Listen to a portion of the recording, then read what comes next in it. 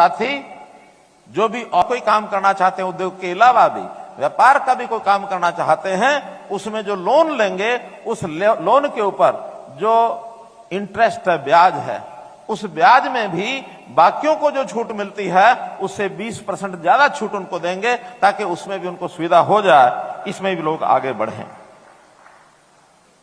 एक विषय आया है कि हमारे जो सरकारी कर्मचारी हैं, उन कर्मचारियों को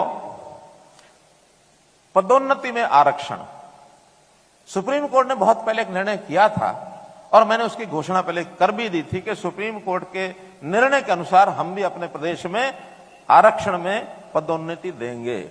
लेकिन कुछ बातें उन्होंने अधूरी छोड़ी थी और उसके बाद हाईकोर्ट में वो केस गया है।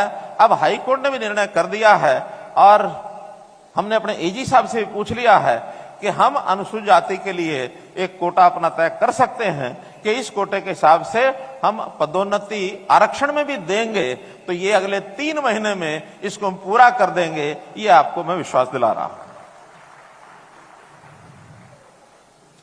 गुरु रविदास जी के नाम से एक घोषणा पिपली के पास कहीं एक विशाल स्मारक बनाया जाए, वो घोषणा लागू करने के लिए हमने जमीन वहां से लेने की कोशिश की थी।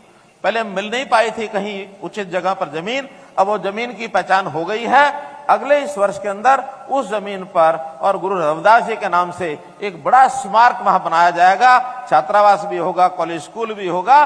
तो उस नाते से गुरु रविदास जी के नाम पर पिपली के पास जो स्थान हमने तय किया है, उस पर अगले वर्ष में यह स्मारक बनाया जाएगा। एससी वर्ग के युवाओं को स्वरोजगार और उद्यमिता को प्रोत्साहन देने के लिए उनको वित्तीय सहायता, बैंकों से तो प्रावधान है ही है, हम सरकार में भी एक वेंचर कैपिटल फंड, उस फंड में से भी उनको एडवांस किया जा सकता है, ऋण दिया जा सकता है। एक अलग से फंड बनाया जाएगा जिसमें केवल अनुसूचित जाति के लोगों को ही, नौजवानों को उसमें ऋण मिलेगा। मित्रों, भाइयों बहनों, कौशल रोजगार निगम, इसमें भी विषय आता कि इसमें 20% का आरक्षण किया जाए। लेकिन मैं आपको बताऊं कि ये उन्हीं लोगों के लिए है जो गरीब हैं, 1 लाख से नीचे, 1,80,000 से नीचे, इस स्लैब में से ज्यादा भले ही ये नौकरियां आउटसोर्सिंग की हैं, पक्की नहीं है, फिर भी जिसके पास कोई नौकरी नहीं है उसको कच्ची भी मिल जाए तो उसको अच्छा खासा पैसा और परिवार चलाने के लिए मिल जाता है। अभी तक जो भर्तियां हुई हैं इसका हमने हिसाब लगाया है, न केवल 20% बल्कि अनुसूचित जाति को जो मिल रही हैं उसमें 41% नौकरियां और एचकेआर में अनुसूचित जाति को मिल रही हैं, 20 के बजाय 41 मिल रही हैं। इसलिए जैसे मैंने बताया कि गरीब संख्या अभी अनुसूचित जाति की ज्यादा है। मैं कामना करता हूं कि हम अमीरों की श्रेणी में आए। हमारे अभी लगभग 91,000 ऐसे एम्प्लॉइज सरकारी नौकरी करते हैं, 90,000 लगभग ऐसे हैं जो प्राइवेट नौकरी करते हैं।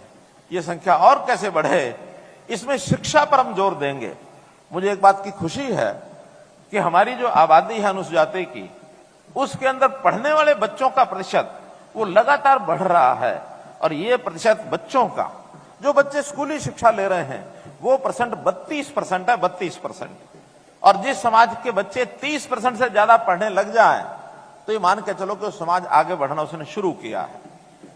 तो आपके बच्चे 32% संख्या में पढ़ाई करते हैं, एक अच्छी बात है, लेकिन इनको ऊंची पढ़ाई, उच्च शिक्षा ये कैसे मिले?